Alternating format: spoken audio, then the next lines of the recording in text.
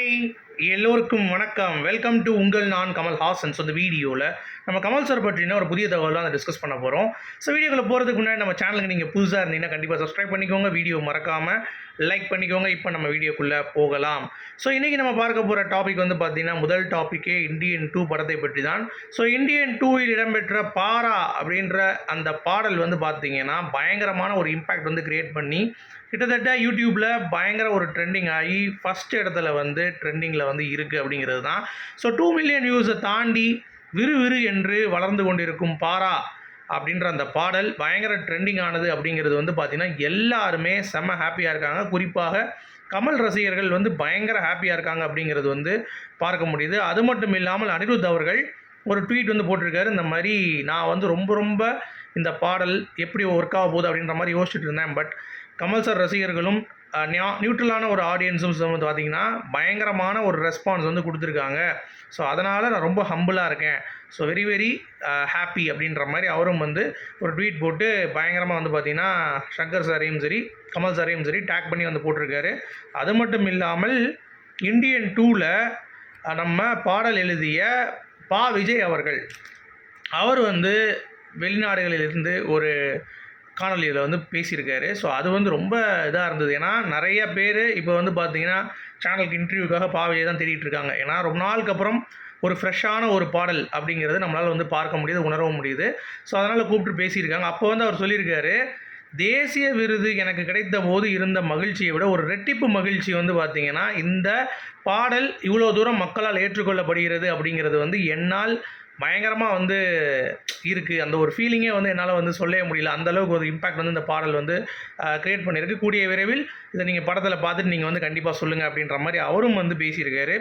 So பயங்கரமான ஒரு update, back to back update வந்து வந்துக்கிட்டே இருக்குது அப்படிங்கிறது ஒரு பக்கம் இருந்தாலும், இன்னொரு பக்கம் இந்தியன் 2 ஆடியோ லான்ச்சு ஜூன் 1 நெருங்கிருச்சு. ஸோ எப்படி ஹேண்டில் பண்ண போகிறாங்க அப்படின்றது ஒரு பக்கம் இருந்தாலும், ரஜினிகாந்த் அவர்கள் வந்து பார்த்தீங்கன்னா வர மறுத்துட்டார் அப்படின்ற ஒரு அப்டேட் வந்து வந்திருக்குங்க இப்போ. ஸோ என்னை பொறுத்த வரைக்கும் நிறைய கமல் ரசிகர்கள் வந்து பார்த்தீங்கன்னா எதுக்கு ரஜினி தேவையே கிடையாது அப்படின்ற மாதிரி இருந்தாலும், ஒரு சில பேர் வந்து பரவாயில்ல ஒரு பூஸ்ட்டாக இருக்கும், ஒரு ஃப்ரெண்ட்ஷிப் பற்றி நல்லாயிருக்கும் பேசுகிறதுக்கு, ஏதாவது ஒரு விஷயம் வந்து பேசுவாங்கன்னு சொல்லிட்டு. பட் அதே தான் ஒரு வில்லங்க மாதிரி பேசியிருக்காங்க. என்ன அப்படின்னா, ஏற்கனவே காவேரி ஹாஸ்பிட்டலுக்கு ஒரு இஷ்யூ பேசியிருந்தார் ரஜினி. இந்த மாதிரி வந்து கமல் வீட்டுக்கு பக்கத்தில் காவேரி ஹாஸ்பிட்டல் போய் காவேரி ஹாஸ்பிட்டல் பக்கத்தில் கமல் வீடுன்னு ஆகிடுச்சின்னு சொல்லிட்டு என்னத்தையாவது திருப்பி விட்றாதீங்கப்பா அப்படின்ற மாதிரிலாம் பேசியிருந்தாப்புல. அதை மாதிரி ஏதாவது வந்து போடுறப்ப கமல் ரசிகர்கள் வந்து ஏதாவது ஒரு டென்ஷனாகி கத்தி அது ரஜினிக்கு பிரச்சனை ஆகும் அப்படின்றதுனால அவர் வந்து ஒதுங்கிட்டாருன்ற மாதிரி சொல்கிறாங்க. ஸோ வெயிட் பண்ணி தான் பார்க்கணும். எனக்கு தெரிஞ்சு பெரிய இம்பேக்ட்லாம் இல்லை. அவர் வந்தால்தான் அப்படியே பயங்கரமாக இருக்கும் அப்படின்றதெல்லாம் கிடையாது. But it's okay. Ram Charan and Chiranjeevi வந்து வருவதற்கான வாய்ப்பு இருக்குதுன்னு சொல்லியிருக்காங்க. ஸோ அப்படி இருக்கப்போ யாராக இருந்தால் என்ன அப்படிங்கிறது தான். அதை பற்றி கமல் சார் ரசிகர்கள் வந்து கவலைப்படலை அப்படிங்கிறது தான் வந்து பாயிண்ட்டு. பட் என்ன தான் இருந்தாலும் சில ரஜினி ரசிகர்கள் வந்து பார்த்தீங்கன்னா மாறுதட்டி பேசிகிட்டு இருந்தாங்க, நாங்கள் இல்லைனா நீங்கள் இல்லைடா அப்படின்ட்டு. இப்போ பாருங்கள் மதிக்க கூட இல்லை அப்படிங்கிறது தான். ஏதோ கமல் சார் வந்து கூப்பிட்டு நிப்பாட்டினா தான் உண்டு, அதுவும் வந்து இல்லை அப்படின்ற மாதிரி இப்போ ஆகிப்போச்சு அப்படிங்கிறது தான். பட் நல்ல ஒரு முடிவு ரஜினி, சூப்பர் முடிவு. வந்திருந்தீங்கன்னா எங்களுக்கு தான் ரொம்ப கஷ்டமாக இருக்கும் அப்படிங்கிறது தான் பாயிண்ட்டு. அடுத்து கல்கி. ஸோ கல்கி பொறுத்த வரைக்கும் புஜ்ஜி அப்படின்ற மாதிரி ஒன்று நாங்கள் வந்து லான்ச் பண்ணுறோன்னு சொல்லிட்டு இந்த டைமுக்கே வர்றதில்லைங்க. அதனாலே ரொம்ப அப்செட்டான கமல் சார் ஃபேன்ஸ் வந்து நேற்று பேசிகிட்டு இருந்தாங்க. எனக்கு 5 மணிக்குன்னு சொல்லிட்டு 7:30 மணிக்கு லான்ச் பண்ணுறானுங்க அப்படின்ற மாதிரிலாம் புலம்பிகிட்டு இருந்தாங்க. ஸோ அந்த ஒரு விஷயம் கல்கி டீமுக்கு வந்து நம்ம வந்து கண்டிப்பாக சொல்லி தான் ஆக வேண்டும். ஸோ அதில் நீங்கள் குறிப்பாக பார்த்தீங்க அப்படின்னா அந்த ஒரு வெஹிக்கிள் வந்து இன்ட்ரோ பண்ணுறாங்க. அது வந்து அப்படியே ஓட்டிட்டு வர மாதிரிலாம் பயங்கரமாக வந்து பிரபாஸ் வந்து மாஸ்க் காட்டிட்டார். அதில் ஒரு டீசரும் வந்து ரிலீஸ் பண்ணியிருக்காங்க. அதில் வந்து டார்க் காடு மாதிரி காட்டுறாங்க. அங்கே இருக்கிற பயங்கரமான ஸ்டாச்சூஸ்லாம் அதெல்லாம் வந்து கமல் சாரோடைய ரெஃபரன்ஸ் அப்படின்ற மாதிரி வந்து சொல்கிறாங்க. ஏன்னா அவர் தான் வில்லன் அப்படின்றதால் த்ரூ அவுட் த மூவி அவர்களுடைய படை சார்ந்த வீரர்கள் இவங்களை போய் அட்டாக் பண்ணிட்டு தான் இருப்பாங்க. So throughout the movie Kamal sir presence will be there அப்படின்ற மாதிரி அவங்க வந்து பேசியிருக்காங்க. சரிங்களா? ஸோ அது ஒரு பக்கம். இன்னொரு பக்கம் பிரபாஸ் அந்த வண்டியை ஓட்டிகிட்டு வந்துட்டு அதை இன்ட்ரோ கொடுத்துட்டு அவர் வந்து அப்படி நின்றுட்டு பயங்கரமான ஒரு என்ட்ரி. கிட்டத்தட்ட 10,000க்கு மேற்பட்ட ஃபேன்ஸ் வந்து பார்த்திங்கன்னா பிரபாஸோடைய ஃபேன்ஸ் வந்து இருந்தாங்க. ரொம்ப பயங்கரமாக அந்த ஃபங்க்ஷன் வந்து நடந்துச்சு அப்படிங்கிறது தான். என்ன டிலே அப்படிங்கிறது தான் பாயிண்ட்டு. சரி, கமல் சாரை பற்றி எதாவது பேசியிருக்காரான்னு கேட்டிங்கன்னா என்னங்க மனுஷன் பிரபாஸ் வந்து நீங்கள் இதுக்கு முன்னாடி பாகுபலிக்கெலாம் முன்னாடி கமல் சார் பக்கத்தில் உட்காந்துருக்கும் போது எனக்கெல்லாம் இவர் பக்கத்தில் உட்கார்றதே ஒரு பயங்கர இன்ஸ்பிரேஷனு, இவர் தான் பயங்கரமான ஒரு நடிகர், ஒரு எனக்கெலாம் வந்து என்ன சொல்கிறது, அவர் கூட ஒரு ஃப்ரேம் பக்கத்தில் வந்தாலே பெரிய விஷயம் எனக்கு அப்படின்ற மாதிரிலாம் பேசி ரொம்ப ஹம்பிளாக பேசியிருப்பார். அதே மாதிரியே இப்பயும் வந்து கமல்ஹாசன் அவர்களுக்கு வந்து பார்த்திங்கன்னா பிரபாஸ் வந்து ஒரு அதிர்ச்சியை கொடுத்துருக்காருங்க. அதாவது நிறைய பேர் வந்து பார்த்தீங்கன்னா வணக்கம் வணக்கம்பாங்க, தேங்க்ஸ் சொல்லுவாங்க, அவ்வளோதான். இவர் வந்து தேங்க்ஸே நிறைய இப்படி குனிஞ்சி கமலஹாசன் அவர்களுக்கு நன்றி நன்றி தேங்க்யூ தேங்க்யூ தேங்க்யூன்னு கிட்டத்தட்ட ஒரு 15 தடவை தேங்க்யூ சொல்கிறாப்புல. ஏன்னா அந்த அளவுக்கு இந்த படத்துக்கு வந்து கமல் சார் பிரபாஸ் அப்படின்ற பேர் தாண்டி அஸ்வினி தத் அப்படின்ற ப்ரொடியூசருக்கு தான் கமல் சார் வந்து பண்ணார் இந்த படம். ஆனால் பிரபாஸ் பண்ணுற இதை பார்த்தா பரவாயில்லப்பா இந்த பையனுக்கு ஏதாவது பண்ணிடுவோம் அப்படின்ற மாதிரி கமல் சார் வந்து பார்த்தீங்கன்னா நடிப்பின் வேறு லெவலில் ஒரு பரிமாணங்கள்லேருந்து காமிச்சார் அப்படின்னா மிரட்டலாக இருக்கும் அப்படிங்கிறது தான். அதை தான் எக்ஸாக்டாக அந்த படத்தில் கமல் சார் கிட்டேருந்து அவுட்புட் வாங்கியிருக்காங்க அப்படிங்கிறது தான். சரிங்களா, நான் வந்து சின்ன வயசுலேயே அவருடைய உடைகள் எப்படி போடுறாங்களோ அதை பார்த்து தான் நான் வந்து போடுவேன். தலை வந்து எனக்கு அவரை மாதிரி இருக்கணும், ஹேர் ஸ்டைல் அப்படின்ற மாதிரிலாம் வந்து நிறையா கமல் சாருக்காக மாற்றிருக்கேன். ஸோ அப்படிப்பட்ட ஒரு லெஜெண்ட் வந்து இந்தியாவுக்கு ரொம்ப ரொம்ப முக்கியம் அப்படின்ற ஒரே போடா போட்டார். சரிங்களா, அந்த அளவுக்கு கமல் சார் மேலே வந்து ஒரு பற்று நம்ம பிரபாஸுக்கு வந்து இருக்குது அப்படிங்கிறது பார்க்க முடியுது. So that is very very very good அப்படிங்கிறது தான்.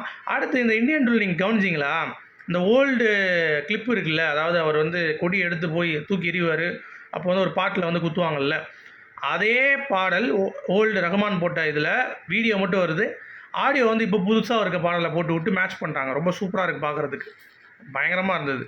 சரிங்களா, அடுத்து இந்த மஞ்சுமல் பாய்ஸ் இஷ்யூ வருவோம். இளையராஜா அவர்கள் வந்து திருப்பியும் வந்து நோட்டீஸ் அனுப்பியிருக்காராம்.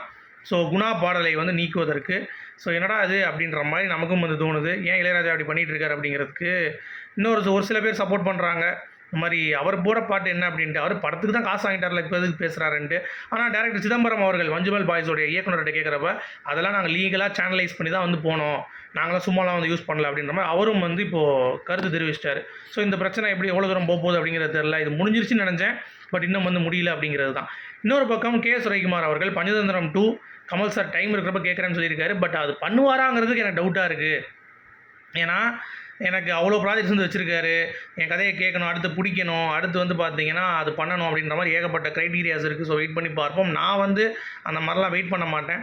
ஸோ கமல் சார்ட்ட கேட்டேன், அவர் அடுத்து கூப்பிட்டாருன்னா கண்டிப்பாக நான் பண்ணுறேன் அப்படின்ற மாதிரி வந்து பார்த்தீங்கன்னா பேசியிருக்காரு. அது மட்டும் இல்லாமல் இன்னொன்று நீங்கள் நல்லா கவனிச்சிங்க அப்படின்னா, அந்த உலக நாயகனே சொல்லி தசாவதாரத்தில் ஒரு சாங் வரும்ல, போற்றி பாடுற மாதிரி கமல் சாரை, அதெல்லாம் வந்து நான் வேண்டாம் அப்படின்ற மாதிரி சொன்னார். அப்போ அவரே கமல் சாரே சொன்னார், நீங்கள் பண்ணால் நல்லாயிருக்கும் அப்படின்னாரு. நல்லா டான்ஸ் ஆடுறீங்கன்னு சொன்னோடனே நான் பண்ணிட்டேன். ஸோ அதெல்லாம் ரொம்ப நல்லா இருந்தது அப்படின்ற மாதிரி. அடுத்து சங்கர் அவர்கள் இந்தியன் 2 பற்றி ஒரு விஷயம் சொல்லியிருக்காரு. என்ன அப்படின்னா, எல்லா ஸ்டேட்ஸ்லேயும் இந்த படத்துடைய ஷூட்டிங் வந்து போயிருக்கு அப்படின்ற மாதிரி. ஸோ கிட்டத்தட்ட இந்தியா ஃபுல்லாக வந்து பார்த்தீங்கன்னா சங்கர் சார் வந்து பண்ணியிருக்காரு அப்படிங்கிறது நம்மளால் வந்து பார்க்க முடியுது. அது மட்டும் இல்லை, அனிருத்லாம் வந்து ஒர்க் பண்ண எழுது இப்போ ரீசெண்டாக ஒரு இன்டர்வியூ கொடுத்துருக்காரு. ஃபர்ஸ்ட் லுக் போஸ்டரை பார்த்துட்டு அந்த கை வரும்ல இந்தியன் தாத்தாவோட இது, அதை பார்த்துட்டு மிரண்டாராம், செம்மையாக பண்ணியிருக்கீங்க சார் அப்படின்னு சொல்லிட்டு சங்கர் சார் வந்து புகழ்ந்தாராம்.